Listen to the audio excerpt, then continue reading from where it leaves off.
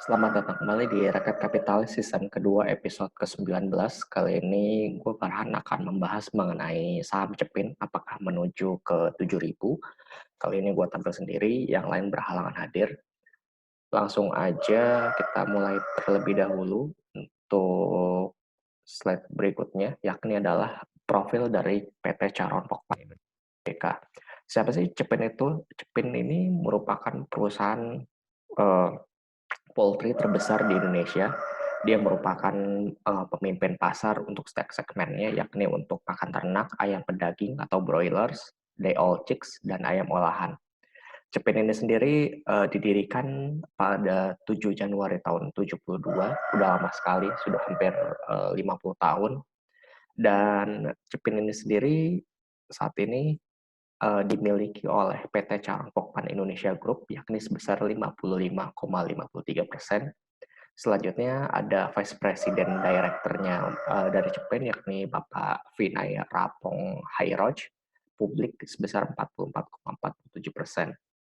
Nah, perusahaan Cepin ini merupakan perusahaan pakan ternak atau perusahaan poultry dari yang berasal dari Thailand. Jadi si Cepin ini merupakan anak usaha dari Charon Pokpan Group yang berada di Thailand.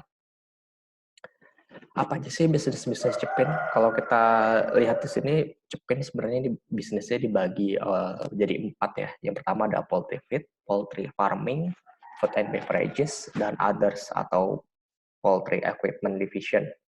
Yang pertama kita bahas dulu mengenai poultry feed division, di mana poultry feed divisionnya ini memproduksi pakan-pakan ternak untuk makanan ayam, makanan pokoknya intinya makanan peternakan.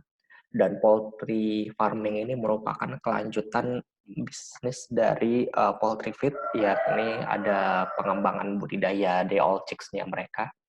Dan yang ketiga ini adalah food and beverages, di mana setelah ayam-ayam itu didapatkan, kemudian ayam-ayam tersebut diolah menjadi makanan olahan seperti frozen food atau chicken nugget.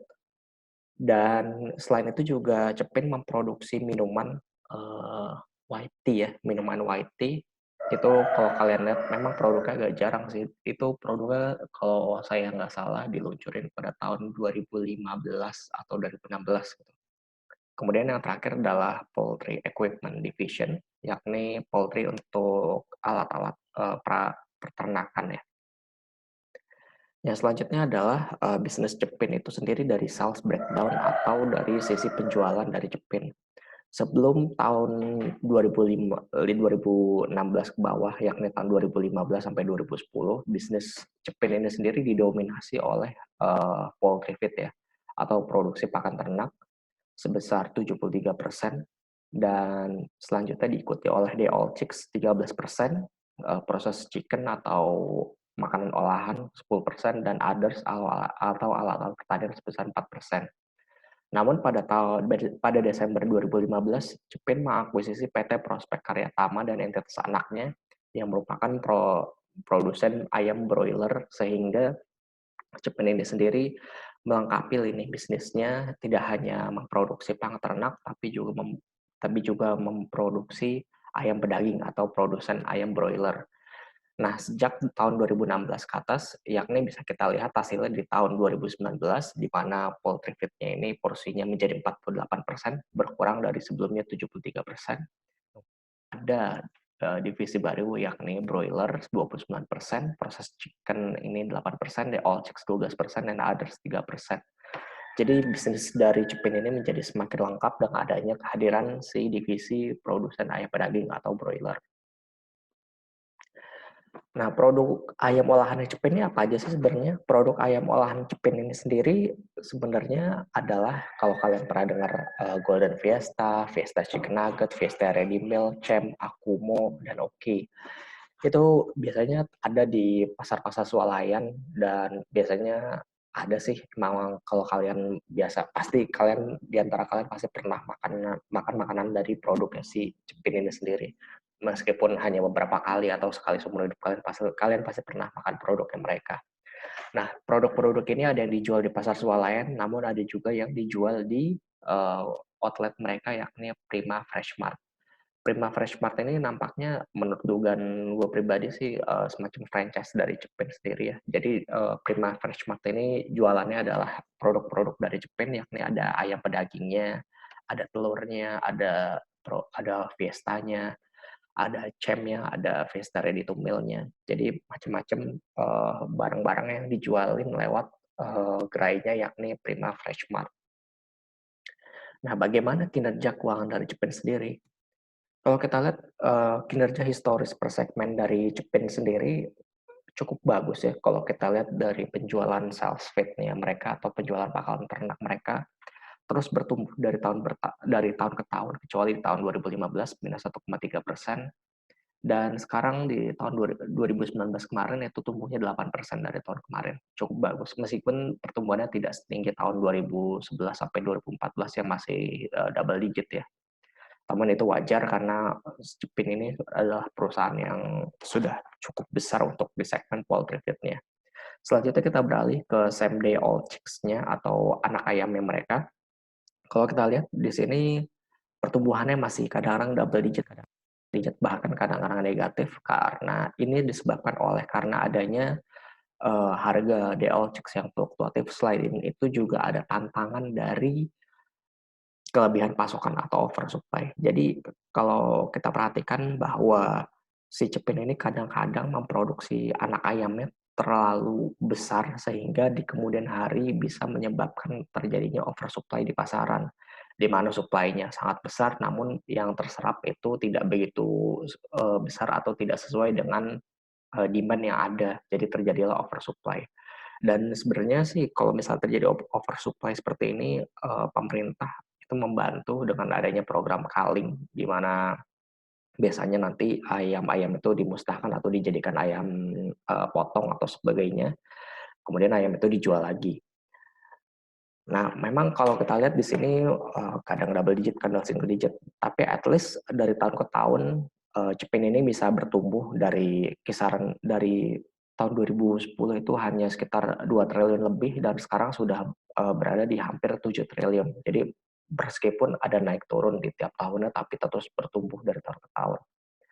Dan bagaimana dengan produk olahan mereka atau ayam mereka yang berasal dari Fiesta, Cem, dan sebagainya yang sudah saya sebutkan tadi.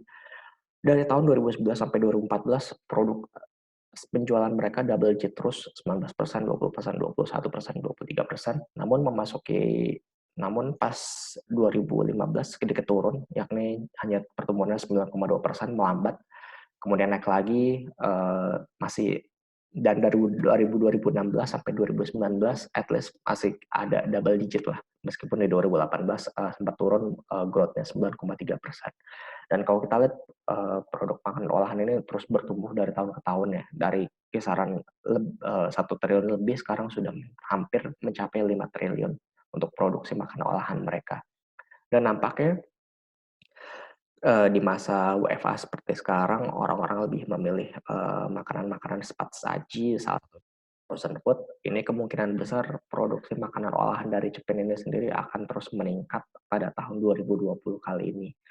Dan, porsinya juga kemungkinan akan meningkat, cukup lumayan untuk produk makanan olahan. Oleh karena itu, Cepin ini bisa menjadi salah satu saham yang dipertimbangkan di masa saat ini, meskipun kalau kita lihat dari sales feed dan DAO chicken tidak begitu bagus, namun proses chicken mereka cukup, bertumbuhnya cukup signifikan di tahun 2020 kali ini.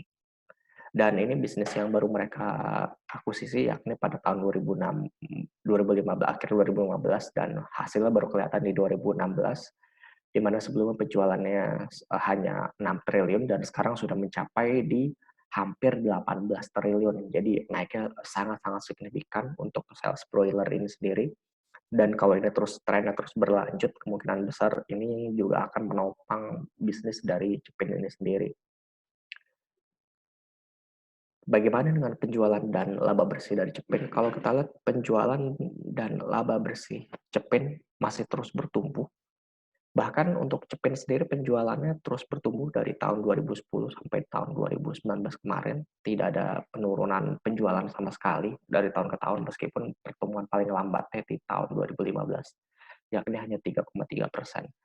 Kalau net profit sendiri ini memang agak naik turun dan itu hal yang wajar pertumbuhannya, di mana 2013 sempat minus 5,7%, 2014 minus 31%, kemudian untuk tahun berikutnya terus meningkat signifikan. Baru di tahun 2019 kemarin ini mengalami penurunan laba bersih yakni sebesar 20,2%.